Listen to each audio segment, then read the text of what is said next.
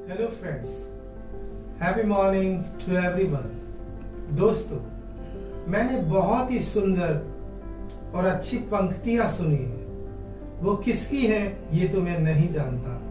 मैं वो पंक्तियां आपसे शेयर करता हूं, आप उनको ध्यान से सुनिए। दोस्तों, घबराने से मसले हल नहीं होते, घबराने से मसले हल नहीं होते, और जो आज हैं वो कल नहीं होते। घबराने से मसले हल नहीं होते, और जो आज हैं वो कल नहीं होते।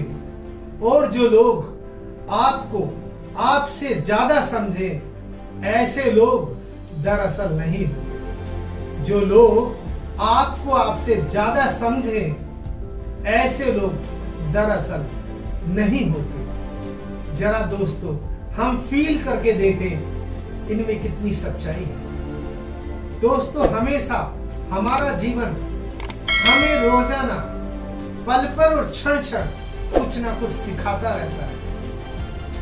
और दोस्तों, जो लोग समय रहते हुए जीवन का चार्ज नहीं संभाल पाते, समय उन पर लाठी चार्ज करता है। इसलिए समय रहते हुए हमें जीवन से सीखना चाहिए।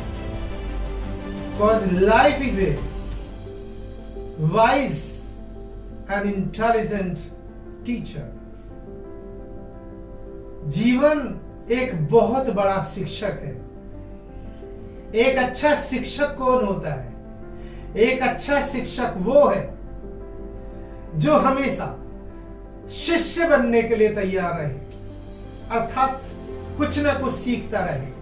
और एक अच्छा शिष्य वो होता है जो शिक्षक से सीखकर खुद शिक्षक बन जाए, उसे एक अच्छा शिष्य कहते हैं। इसलिए जिंदगी हर पल और हर क्षण हमें कुछ ना कुछ सिखाती रहती है। जिंदगी हमें सिखाती है कि हम कांटों का बीज ना बोएं, हम हमेशा फूलों का बीज बोएं। पर हम तो कांटों का बीज बोते रहते हैं।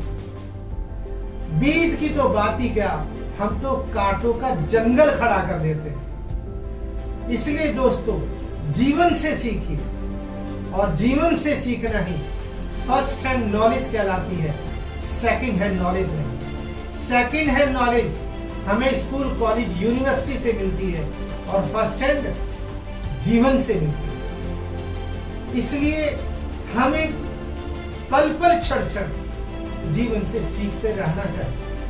पर हम तो कांटे बोते हैं, और लोगों को भी कांटे चुभाते हैं, और अपने को भी चुभाते रहते हैं, और हम इससे कुछ सीख ही नहीं पाते।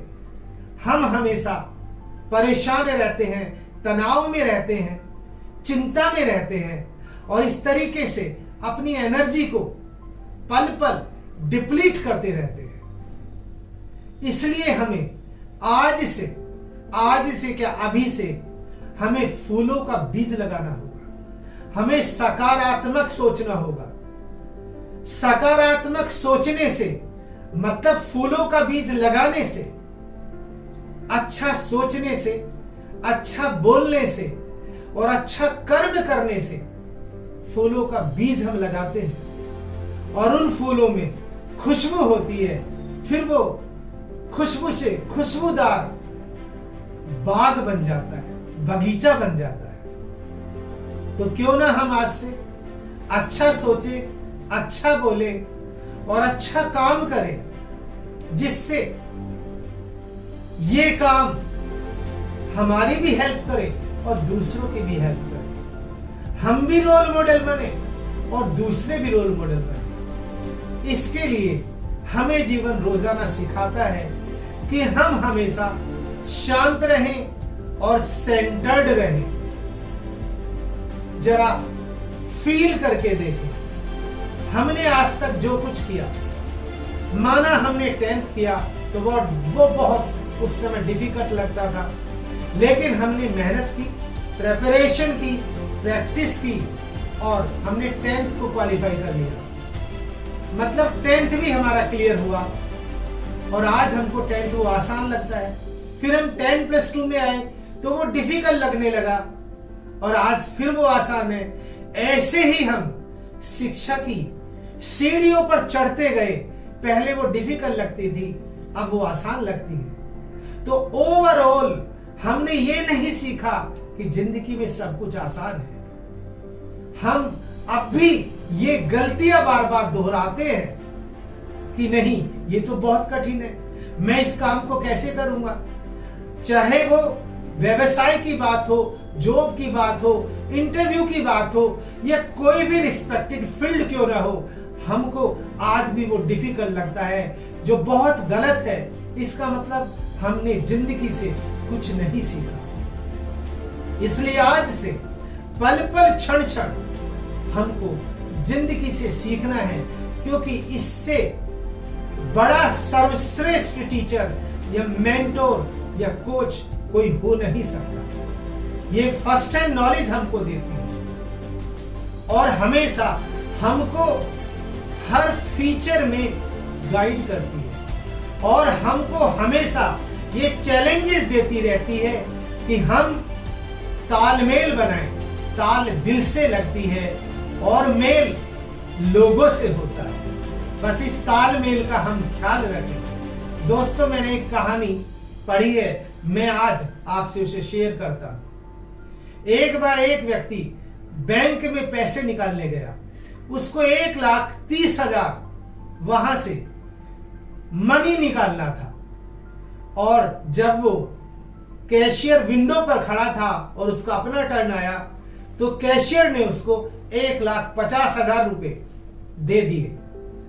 अब वो थोड़ा सा खुशी होता हुआ चला गया, क्योंकि कैशियर ने उसको 20,000 रुपए ज्यादा दे दिए थे। जैसे ही वो बैंक से बाहर निकला, वहीं से एक द्वंद्व युद्ध उसके मन में शुरू हो गया।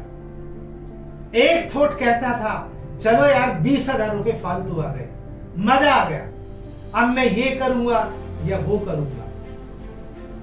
और दूसरा विचार आता था, नहीं यार ये गलत है, कैशियर को भी जवाब देना है, तुझे कैशियर को पैसे वापस कर देने चाहिए। फिर एक दूसरा थॉट आता था जो उससे कहता था, अरे तुझसे भी तो लोगों ने कुछ पैसे फालतू लिए हैं, उन्होंने क्या लौटाए हैं। बस ऐसे ही वो सोचता जा रहा था। कभी थॉट उसके फेवर में आता था, कभी अगेंस्ट आता था। घर पहुंचने ही वाला था, लेकिन अचानक एक थॉट आया, उसने कहा नहीं तुम गलत कर रहे हो। उसकी अंतरात्मा उसको कचोटने लगी।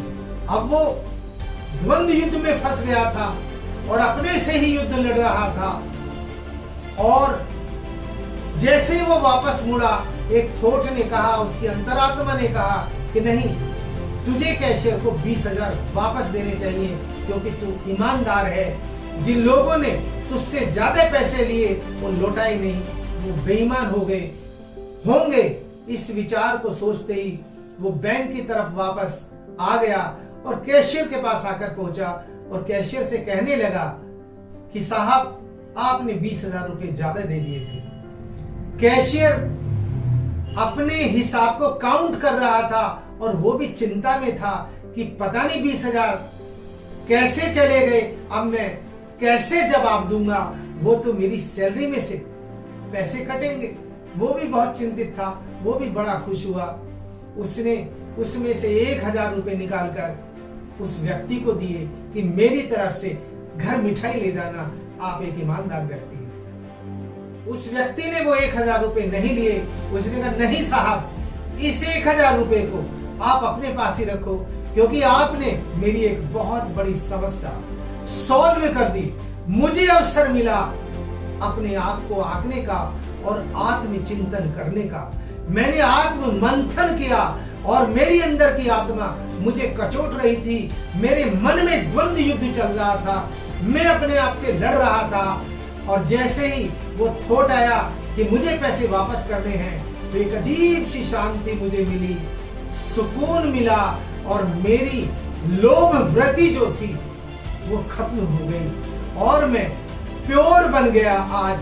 तो इसके लिए आपका बहुत बहुत धन्यवाद। तो दोस्तों, देखिए जिंदगी कितना सिखाती है, लेकिन हम उस अंतरात्मा की आवाज को इग्नोर कर देते हैं। आज से आप भी उसके द्वारा गाइडेड होइए और चलिए अपनी अंतरात्मा के साथ, ईमानदारी के साथ, क्योंकि ईमानदारी वो टॉनिक है। आप इसे जितना पिएंगे, इस टॉनिक को आप जितना पिएंगे, उतना ही आप हर फील्ड में कामयाब होंगे। दोस्तों, thank you so much for listening to me.